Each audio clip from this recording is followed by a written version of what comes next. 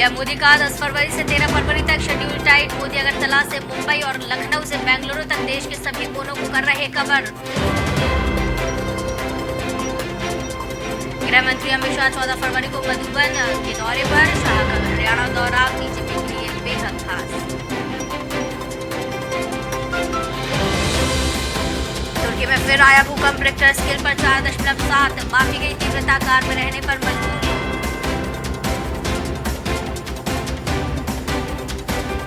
अफगानिस्तान के फैसलाबाद में लगे भूकंप के झटके, रिक्टर स्केल पर 4.3 रही तीव्रता। पाकिस्तान में दी आसक्ता है।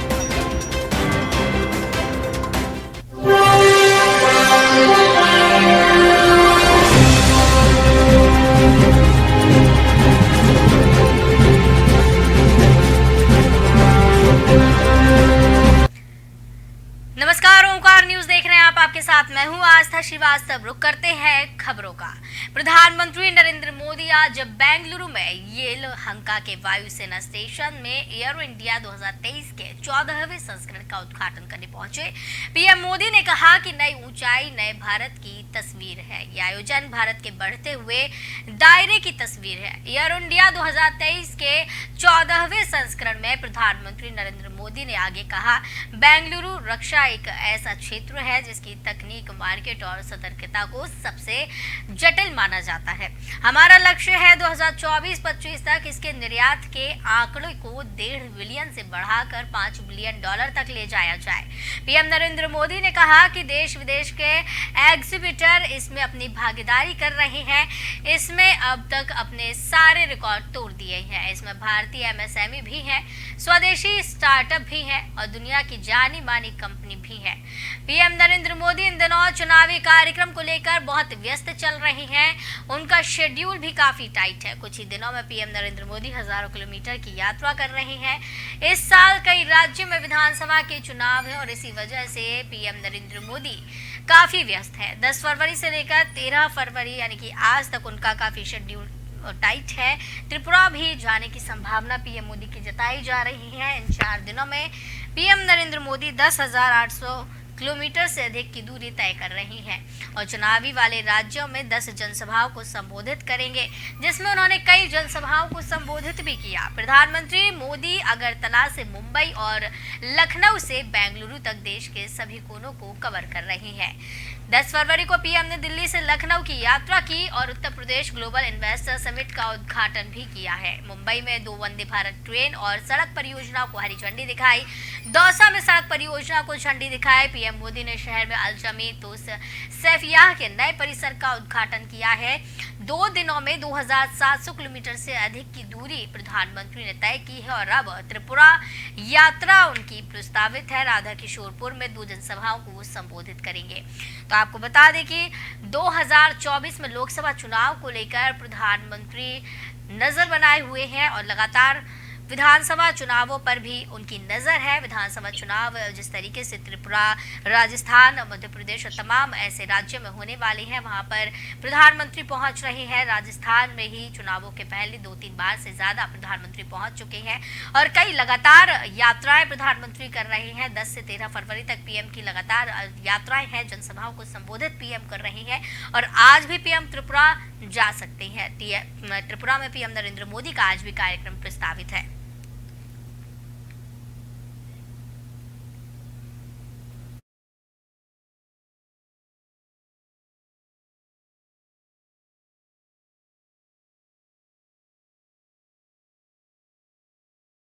हमारे साथ इस खबर की ज्यादा चर्चा के लिए, ज्यादा जानकारी के लिए संदीप चौधरी जी जुड़े हुए हैं, जो कि राजनीतिक विश्लेषक हैं। बहुत बहुत स्वागत है संदीप जी आपका ओंकार न्यूज में।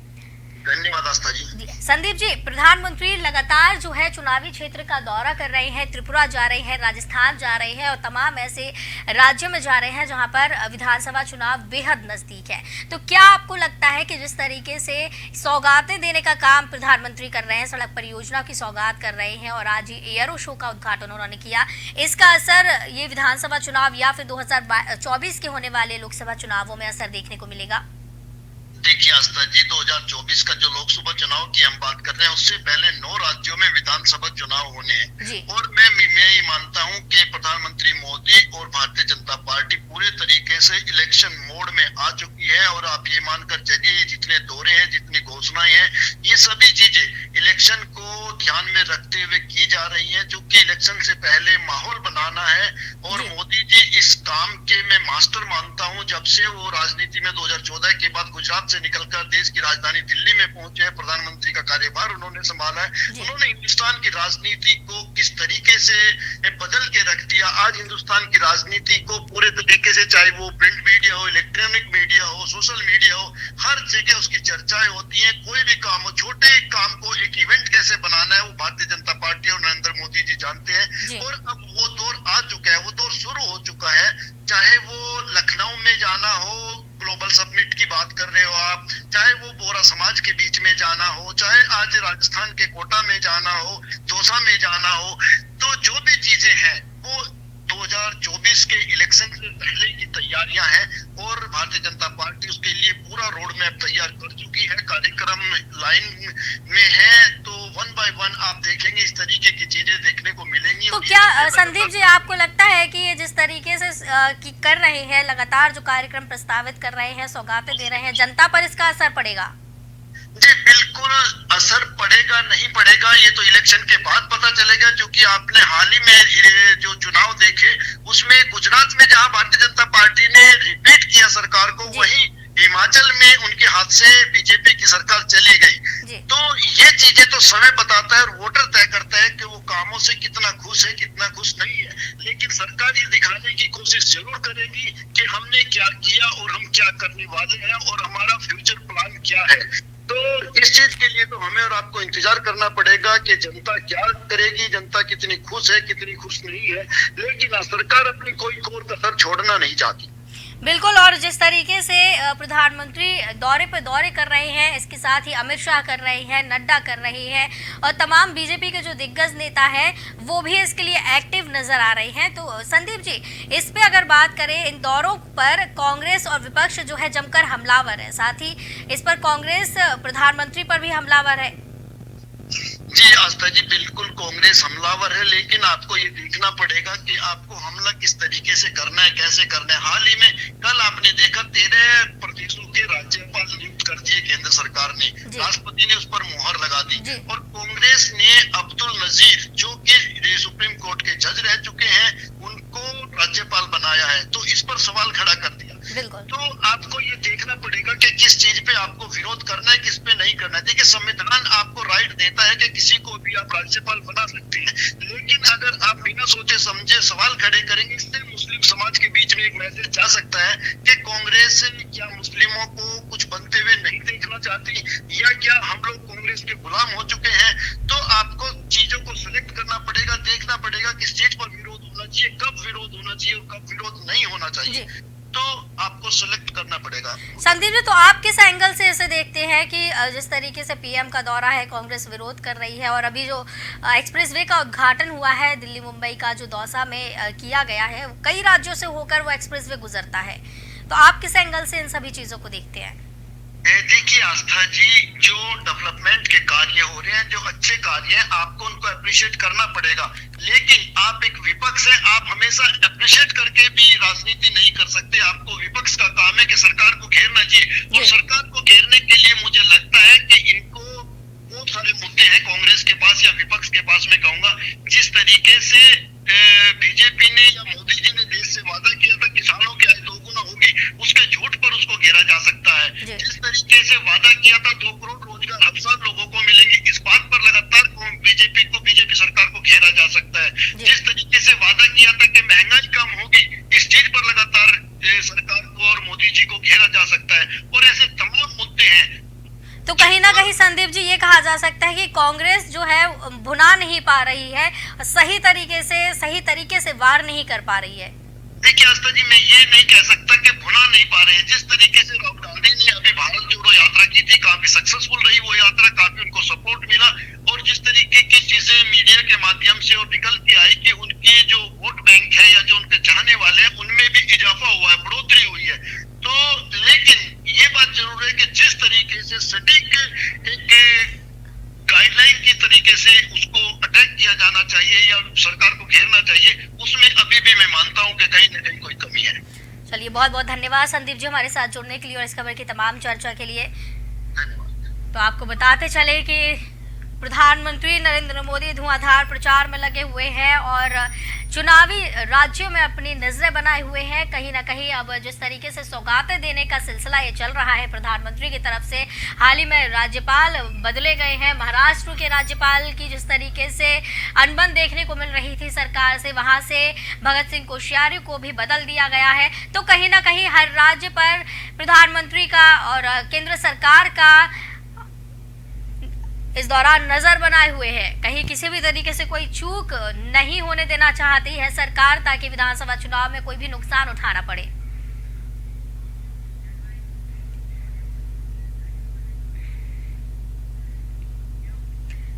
जमीयत उलेमाए हिंद के अधिवेशन के आखिरी दिन मौलाना अरशद मदनी के बयान पर जबरदस्त बवाल हुआ था। मदनी आरएसएस चीफ के उस बयान का जवाब दे रहे थे जिसमें उन्होंने कहा था कि हिंदुओं और मुसलमानों के पूर्वज एक ही है। मदनी ने कहा तुम्हारे पूर्वज हिंदू नहीं थे, मनु थे, यानी कि आदम। उनके इस बयान के विरोध में अधिवेशन में पहुंचे अलग अलग धर्मगुरु मंच छोड़कर वहां से निकल गए। दिल्ली के रामलीला मैदान में जमीयत उलेमाए हिंद के 34वें अधिवेशन के आखिरी दिन मौलाना मदनी ने कहा कि मैंने पूछा कि जब कोई नहीं था, ना श्री राम थे, ना ब्रह्मा थे और ना शिव थे, जब कोई नहीं था तो मनु पूजते किसको थे? कोई कहता है कि शिव को पूजते थे, तो बहुत कम लोग ये बताते हैं कि मनु ओम को पूजा जाता था। ओम कौन है? बहुत से लोगों को ये भी नहीं पता, उसका कोई रूप रंग नहीं है, वो दुनिया में हर जगह है। तो आपको बता दें कि लगातार विरोध किया जा रहा है। इसी पर मौलाना मदनी के बयान का जैनमुखी लोकेश ने भी विरोध किया है। उन्होंने कहा कि अधिवेशन लोगों को जोड़ने के लिए हो रहा है, ऐसे में इस तरह के बयान कहां तक जायज है। मुनि लोकेश ने मंच पर बातें की है। चलिए आपको दिखाते हैं कि क्या कुछ बयान अरशद मदनी का था और आचार्य लोकेश मुनि ने क्या कुछ कहा। नहीं था दुनिया में, वो ओम को पूजते थे। मैंने कहा ओम कौन है? बहुत से लोगों ने कहा कि वो एक हवा है जिनका कोई रूप नहीं है, कोई रंग नहीं है, वो दुनिया में हर जगह है, हवा हर जगह है। उन्होंने आसमान बनाया, उन्होंने जमीन।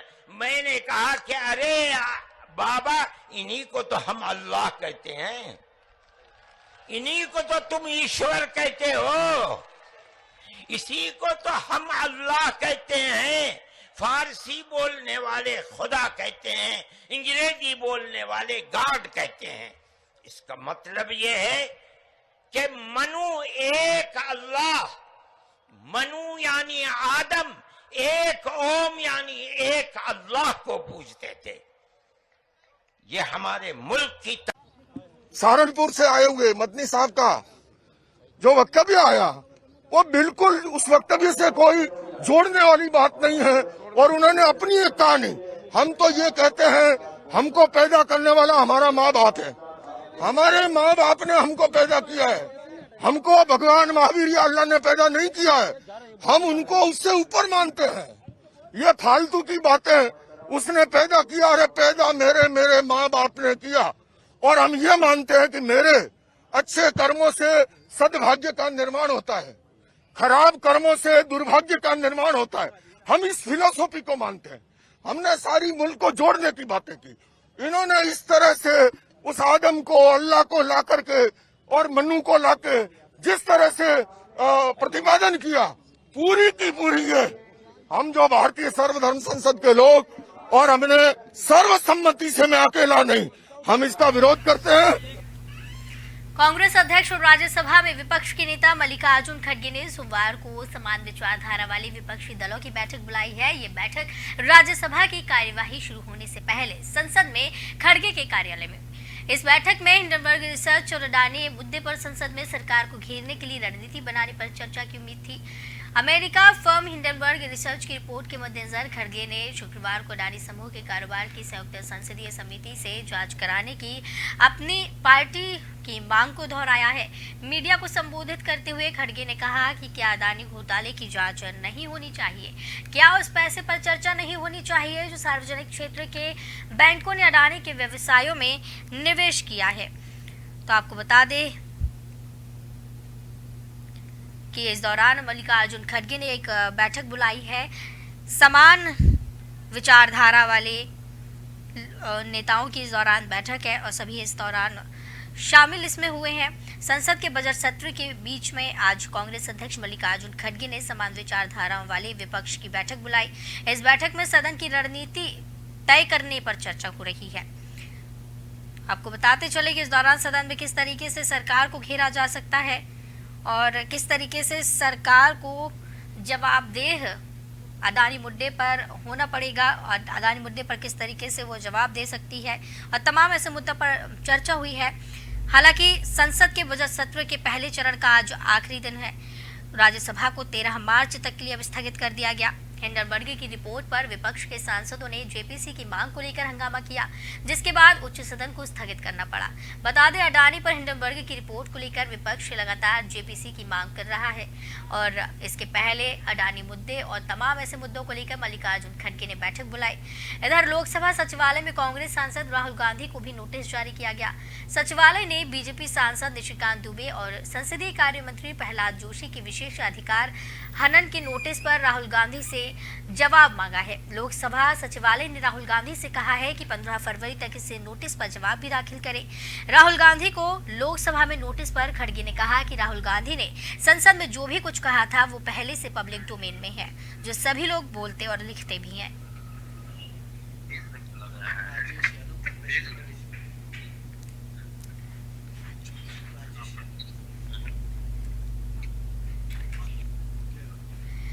तो इस खबर की ज्यादा जानकारी के लिए हमारे साथ कांग्रेस नेता राजेश यादव जी जुड़े हुए हैं। राजेश जी, बहुत बहुत स्वागत है आपका ओंकार न्यूज में। राजेश जी, संसद में जिस तरीके से सरकार को घेरने की कोशिश की जा रही है, अडानी मुद्दा हो या जेपीसी की मांग हो, तमाम ऐसे मुद्दों को सरकार से मांग की जा रही है कि वो इस पर जवाब दे। क्या इस पर आज देखने को मिला है? क्यों अभी तक विपक्ष के सवालों का जवाब नहीं मिल पा रहा? अभी तक क्यों विपक्ष विरोध कर रहा है? देखिए, सबको पता है आस्था जी, नाम मेरा डॉक्टर अजय उपाध्याय है, कांग्रेस राष्ट्रीय प्रवक्ता हूँ मैं। नाम आपने शायद गलत उच्चारित किया जी, माफ कीजिएगा राजेश जी। जिस तरह से पूरे देश में आज अडानी के मुद्दे को लेकर के आम जनमानस जानना चाहता है कि इतने पैसे कहां से, कैसे, किस पैसे रीरूट होकर के सेल कंपनियों के माध्यम से आए हैं और उन सेल कंपनियों पर कार्रवाई करने के बजाय सरकार जो है उसको सुरक्षा देने का काम कर रही है। सरकार इन मुद्दों को जांच नहीं कराना चाहती, चाहे वो ज्वाइंट पार्लियामेंट्री कमेटी की मांग हुई हो, चाहे निष्पक्ष कोर्ट सुप्रीम कोर्ट के जज के अध्यक्षता में जांच की मांग की गई हो। क्या ऐसा हुआ आज तक? कोई भी विपक्ष के द्वारा या इन मुद्दों पर जहां इतना बड़ा लोगों का शेयर होल्डर का मामला है, एसबीआई और कहीं ना कहीं हमारी जो पैसे जिस तरह से लोगों के जमा है जीवन बीमा निगम में, इनके मामले हों, और इन मामलों पर भी सरकार कुछ करने को तैयार नहीं है। सरकार एक नोटिस तक देने को तैयार नहीं है। सेबी चुप है, सीबीआई चुप है, ईडी चुप है, सबके सब चुप पड़े हुए हैं, एकदम मूक बधिर होकर के पड़े हुए हैं और सरकार जो है उल्टा जो है विपक्ष पर आरोप प्रत्यारोप करने में लगी हुई है जी। अभी तक के सरकारों में ऐसा कभी हुआ? हरकत मेहता कांड हुआ था, उस पे जांच हुई, ज्वाइंट पार्लियामेंट्री कमेटी बनी, तो आपको ये लगता है ज्वाइंट पार्लियामेंट्री कमेटी बनी, तो आपको ये लगता है कि सरकार जवाब ही नहीं देना चाहती है क्योंकि सरकार इससे मिली हुई है? 100% सरकार की मिलीभगत है। यदि सरकार, विशेषकर मोदी जी की मिलीभगत है, मोदी जी की मिलीभगत नहीं होती तो इस पर निष्पक्ष जांच की मांग करने वालों को उल्टे कटघरे में खड़ा करने के बजाय अडानी को कटघरे में खड़ा किया जाता। लेकिन अडानी प्रेम जो है मोदी जी का, ये जग जाहिर है, सबको पता है कि कैसे दिन दूनी रात चौगुनी गति से जब पूरा देश परेशान था तब ये कई गुनी गति से बढ़ते रहे। साल भर में 50 गुना संपत्ति क्या इस देश में किसी भी व्यक्ति की बढ़ी? नहीं बढ़ी ना। कैसे बढ़ गई? कैसे रीरूट होकर के सेल कंपनियां यहाँ आई?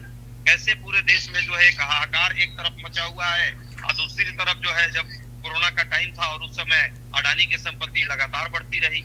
इस पर कैसे जांच नहीं होनी चाहिए? और बबल क्रिएट किया गया है शेयर मार्केट में, आम शेयर धारकों का पैसा उसमें लगा हुआ है, लोगों के भरोसे के साथ खिलवाड़ किया गया है। यदि ये सरकार इस पर उचित कार्रवाई नहीं कर रही है तो मोदी जी की डायरेक्ट संलिप्तता है। ये पैसे अडानी के नहीं है, मोदी के पैसे। चलिए, बहुत बहुत धन्यवाद हमारे साथ जुड़ने के लिए, ओंकार न्यूज़ के साथ जुड़ने के लिए आपका। तो हमारे साथ कांग्रेस नेता अजय उपाध्याय जी जुड़े हुए थे इस खबर की तमाम चर्चा के लिए। तो आपको बताते चले कि संसद अभी स्थगित कर दी गई है 13 मार्च तक के लिए, और आज भी जमकर हंगामा देखने को मिला है। विपक्ष ने आज भी इस पर जमकर हंगामा किया है। जेपीसी की मांग को लेकर हंगामा हुआ, अडानी पर जांच की मांग को लेकर हंगामा हुआ। हिंडनबर्ग रिपोर्ट जब से आई है तब से इस मामले में हंगामा चल रहा है और विपक्ष इस पर जांच की मांग कर रहा है, लेकिन सरकार इस पर जांच की बात भी नहीं कर रही, जिसको लेकर विपक्ष संसद में सरकार को घेर रहा है।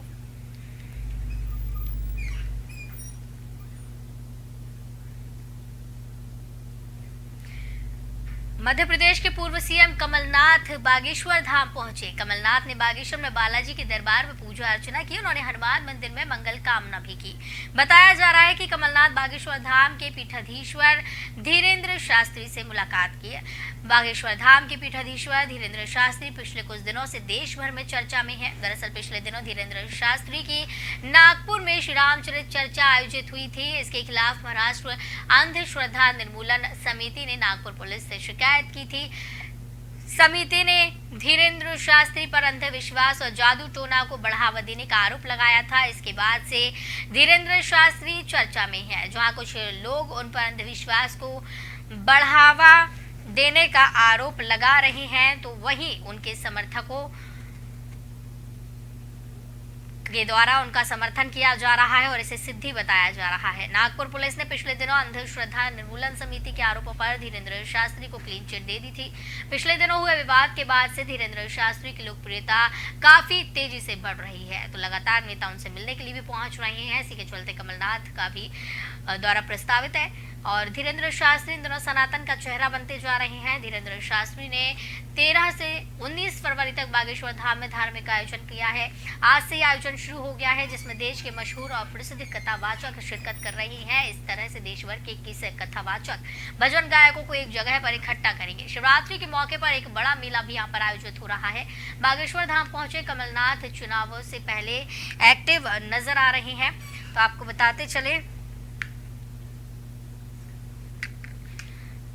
कमलनाथ अब कहीं ना कहीं हिंदू राजनीति पर भी उतरने लगे हैं और कहा जा रहा है कि अब इसे मुद्दा वो बना सकते हैं। चुनावों से पहले कमलनाथ एक्टिव हो गए हैं। बागेश्वर धाम पहुंचे, धीरेन्द्र शास्त्री से मुलाकात की। आपको बता दें कि धीरेन्द्र शास्त्री काफी विवादों में रहे हैं। इस खबर की ज्यादा चर्चा के लिए हमारे साथ महेश शर्मा जी जुड़े हुए हैं बीजेपी से। महेश जी, बहुत बहुत स्वागत है आपका ओंकार न्यूज में। जी नमस्कार जी। महेश जी, कमलनाथ बागेश्वर धाम पहुंचे हैं, धीरेन्द्र शास्त्री से मुलाकात की है, तो क्या आपको लगता है कि जिस तरीके से मध्य प्रदेश में विधानसभा चुनाव होने वाली है, ज्यादा दूर नहीं रह गए अब विधानसभा चुनाव, और उसके पहले इस तरीके से बागेश्वर धाम पहुंचना और उनसे मुलाकात करना कहीं ना कहीं इसको मुद्दा बना सकते हैं? अच्छे दिन आ गए, यही अच्छे दिन कि कांग्रेस के और विपक्ष के नेता अब मंदिरों की तरफ, संत साधु संत महात्माओं की तरफ भी रुख करने लगे हैं जी। इसी अच्छे दिन की हमने बात की थी। जो आज तक केवल और केवल तुष्टीकरण की राजनीति किया करते थे, आज वो कहीं ना कहीं हिंदू बहुसंख्यक समाज और सारे लोगों को देखना उन्होंने प्रारंभ किया है। तो कमलनाथ जी यदि जा रहे हैं, अच्छी बात है, जाएं। राजनीति में संतों के द्वार पे जाना कोई ऐसी बात नहीं है। तो हिंदू राजनीति पर उतरने को मजबूर होना पड़ रहा है अब कांग्रेस को? नहीं, ये तो कांग्रेस को समझना चाहिए था इस देश की बहुसंख्यक भावना को किस प्रकार से इन्होंने हमेशा नेग्लेक्ट करने का काम किया, तुष्टीकरण की राजनीति करने का काम किया। देखिए, सबका साथ सबका विकास ये हमारा मूल मंत्र है और उस मूल मंत्र में हम सबको देखते हैं। हम राम को देखते हैं तो हम रहीम को भी देखते हैं, हम सलमान को देखते हैं तो हम किशन को भी देखते हैं। तो ये समावेश इसमें होना चाहिए था, जो कि कांग्रेस ने लंबे समय तक नहीं किया। 60 साल के अपने राज में कांग्रेस ने लगातार एक छद्म राजनीति करने का काम किया। समाज को कैसे विभक्त किया जाए, समाज को कैसे तोड़ा जाए, उस दिशा में कांग्रेस ने काम किया था। अब कांग्रेस यदि इस पटरी पर लौट रही है तो भगवान उनका भला करे। जी महेश जी, तो जिस तरीके से अभी हाल ही में धीरेन्द्र शास्त्री चर्चाओं में थे, काफी विवादों में वो रही हैं और नागपुर से उनका ये विवाद शुरू हुआ और वो इतना ज्यादा बढ़ा कि पूरे देश भर में वो चर्चा का विषय बन गए। तो आप इस पर क्या कुछ कहेंगे? क्या आप इसका समर्थन करते हैं जिस तरीके से उन पर आरोप प्रत्यारोप लग रहे हैं? देखिए, सनातन संस्कृति पे लंबे समय तक कुठाराघात और प्रहार करने का काम कुछ शक्तियों ने किया है जी। और उसी तारतम्य में यदि बागेश्वर धाम धीरेन्द्र शास्त्री जी के ऊपर जिस प्रकार के आरोपों का लगाना आप देखें, सनातन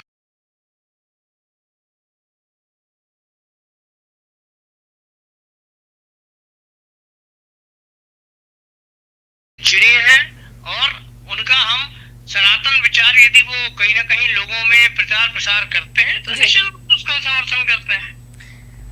चलिए, बहुत बहुत धन्यवाद महेश जी हमारे साथ जुड़ने के लिए और चर्चा के लिए इसकी।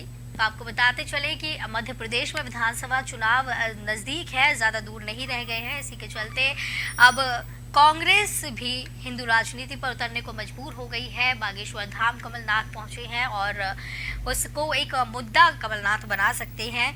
जिस तरीके से महेश शर्मा जी का कहना है कि यही अच्छे दिन है कि कांग्रेस अब मंदिर जाने को विवश हो रही है, क्योंकि बीजेपी को अक्सर देखा जाता है कि चुनावों के पहले मंदिर के चक्कर लगाने लगते हैं बीजेपी के नेता। तो वहीं अब कमलनाथ की तरफ से भी अभी यह देखने को मिलने लगा है।